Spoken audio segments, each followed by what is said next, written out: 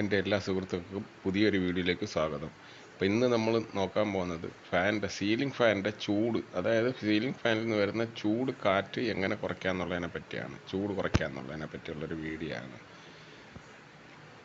അപ്പോൾ നിങ്ങൾക്ക് ഈ വീഡിയോയിൽ കാണാം, ഞാൻ എൻ്റെ ഇപ്പോഴത്തെ ഫാൻ സീലിങ്ങിൽ നിന്ന് 13 ഇഞ്ചാണ് താഴ്ന്നു നിൽക്കുന്നത്. അതാണ്ട് ഇതിനകത്ത് കാണാം 13 ഇഞ്ച്. അപ്പോൾ ഇതിനകത്ത് 8-ൻ്റെ റാഡാണ് ഇട്ടേക്കുന്നത്. അപ്പോൾ ഫാൻ എത്രത്തോളം കറക്റ്റ് 13 ഇഞ്ച്, ഫാൻ എത്രത്തോളം സീലിങ്ങിനോട് അടുത്ത് കിടക്കുന്നോ അത്രയും ചൂട് കാറ്റായിരിക്കും നമുക്ക് വലിച്ച് താഴോട്ട് വിടുന്നത്. മേളിൽ നിന്നുള്ള ഫാൻ എപ്പോഴും മേളിൽ നിന്നുള്ള കാറ്റാണ് താഴോട്ട് വലിച്ചു വിടുന്നത്. അപ്പോൾ സീലിംഗ് പഴുത്ത് കിടക്കുന്ന സമയങ്ങളിൽ ഫാൻ എത്രത്തോളം സീലിംഗായിട്ട് അകന്ന് നിൽക്കുന്നു അത്രത്തോളം കാറ്റിൻ്റെ ചൂട് കുറഞ്ഞു കിട്ടും. അതുകൊണ്ട് ഞാൻ ഇനി ഇടാൻ പോകുന്നത് 1.5 അടി റാഡാണ് ഇടാൻ പോകുന്നത്. 1.5 അടി റാഡിന് വലിയ വിലയൊന്നുമില്ല, 50 രൂപയുള്ളൂ വില 1.5 അടിയുടെ ഒരു റാഡിന്. അപ്പം നമുക്ക് ഇതൊന്ന് മാറ്റിയിട്ട് ഒന്ന് ചെക്ക് ചെയ്ത് നോക്കാം. ആദ്യമായിട്ട് എൻ്റെ വീഡിയോ കാണുന്ന സുഹൃത്തുക്കളെല്ലാം എൻ്റെ ചാനൽ ഒന്ന് സബ്സ്ക്രൈബ് ചെയ്യണം. പിന്നെ നിങ്ങൾക്ക് വീഡിയോ ഇഷ്ടപ്പെട്ടാൽ ലൈക്ക് ചെയ്യാനും കമൻറ്റ് ചെയ്യാനും ഒന്നും മറക്കരുത്. ഇപ്പോൾ റാഡ് മാറ്റുമ്പോൾ നിങ്ങൾ ഒരു കാര്യം പ്രത്യേകം ശ്രദ്ധിക്കേണ്ടതുണ്ട്. സീലിങ്ങിന് ഹൈറ്റ് കുറവാണെന്നുണ്ടെങ്കിൽ താഴെ നിന്ന് നമ്മൾ കൈയൊന്ന് പൊക്കിയാൽ ലീഫിൽ തട്ടുന്ന അളവിലൊക്കെയാണ് സീലിംഗ് എങ്കിൽ ഒരിക്കലും നിങ്ങൾ റാഡ് നീളമുള്ള ഇടാൻ നിൽക്കരുത്. അപ്പം നമ്മൾ സീലിങ്ങിൻ്റെ ഹൈറ്റും കൂടെ നോക്കി റാഡ് ഇടാവൂ. ഇത് ഞാനിപ്പോൾ ഇടാൻ പോകുന്ന 18 ഇഞ്ച് റാഡാണ്. അപ്പം എൻ്റെ വീട്ടിൽ സീലിങ്ങിന് 18 ഇഞ്ച് റാഡ് ഇട്ടാലും കൈ തട്ടില്ല, ഫാൻ കുറച്ച് താന്നും കിട്ടും. അപ്പോൾ അതുകൊണ്ടാണ് ഞാൻ 1.5 അടിയിൽ ഇടുന്നത്. അപ്പോൾ നിങ്ങൾ പ്രത്യേകം ശ്രദ്ധിക്കണം. പിന്നെ സീലിംഗ് ജിപ്സം ബോർഡൊക്കെ ചെയ്തിട്ടുള്ള റൂമൊക്കെ ആണെന്നുണ്ടെങ്കിൽ ഫാൻ താക്കേണ്ട കാര്യമില്ല. കാര്യം അതിൽ നിന്ന് മാക്സിമം തണുത്ത കാറ്റ് തന്നെ ആയിരിക്കും വരുന്നത്, വലിയ ചൂട് വരത്തില്ല. അപ്പോൾ ജിപ്സം ബോർഡ് ചെയ്തിട്ടില്ലാത്ത ഹൈറ്റുള്ള സീലിങ്ങിൽ മാത്രമേ നിങ്ങളിങ്ങനെ ചെയ്യാവൂ. ഫാനിൻ്റെ സീലിങ്ങിൻ്റെ ഹൈറ്റ് നോക്കണം നിർബന്ധമായിട്ടും.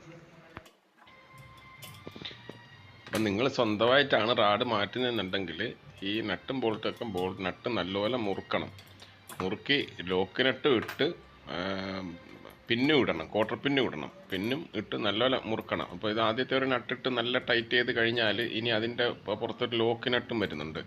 അപ്പോൾ ആ ലോക്കിനട്ട് നല്ലപോലെ ടൈറ്റ് ചെയ്യണം. ടൈറ്റ് ചെയ്തതിന് ശേഷം ക്വാർട്ടർ പിന്ന് ഇട്ടിട്ട് നിങ്ങൾ ഫാൻ ഫിറ്റ് ചെയ്യാവൂ.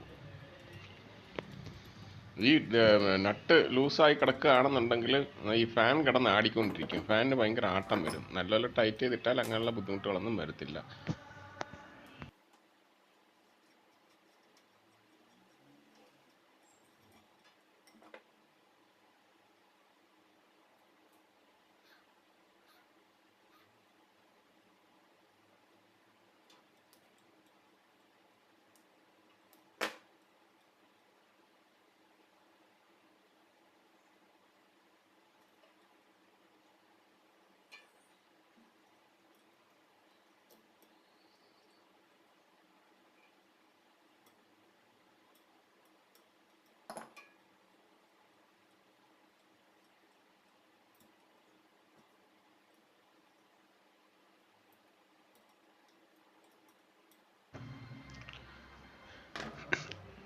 അപ്പോൾ ഈ ഫാനിന് ക്വാർട്ടർ പിൻ ഇല്ലായിരുന്നു, അതുകൊണ്ട് ഞാൻ തൽക്കാലം ഒരു കമ്പിയാണ് അതിൽ വളച്ചിടുന്നത്. കമ്പി നല്ലപോലെ വളച്ച് കെട്ടിയിട്ടാലും മതി.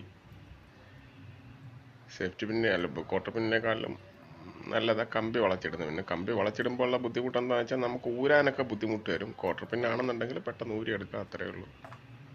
എന്തെങ്കിലും ഒന്ന് ക്വാർട്ടർ പിന്നോ കമ്പിയോ എന്തെങ്കിലും ഒന്ന് വളച്ചിടാതിരിക്കരുത്, അത് മറന്നു പോരും നിങ്ങൾ.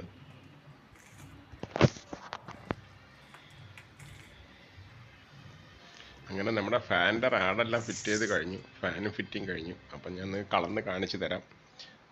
ഇപ്പം 23 ഇഞ്ച്, നേരത്തെ ഞാൻ നിങ്ങളെ കാണിച്ചാണ് 13 ഇഞ്ചായിരുന്നു താന്ന് കിടന്നത്. ഇപ്പം 23 ഇഞ്ച് ഫാൻ താന്ന് കിടക്കുകയാണ്. അപ്പം മേളിൽ നിന്നുള്ള ചൂട് നമുക്ക് അത്രയും കുറഞ്ഞ് കിട്ടും. മേളിൽ നിന്നാണ് ഈ ഫാൻ എന്ന് പറഞ്ഞാൽ താഴോട്ട് വരുന്ന കാറ്റ് എപ്പോഴും മേളിൽ നിന്ന് വലിച്ചെടുക്കുന്ന കാറ്റാണ് താഴോട്ട് വരുന്നത്.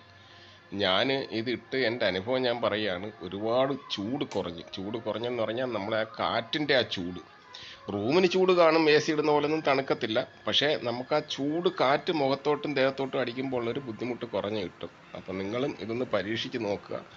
എൻ്റെ ചാനൽ സബ്സ്ക്രൈബ് ചെയ്യുക. ഞാൻ നിങ്ങളെ ഒന്നും കൂടെ ഓർപ്പിക്കുകയാണ്, ഇഷ്ടപ്പെട്ടാൽ ലൈക്ക് ചെയ്യുക, കമൻറ്റ് ചെയ്യുക.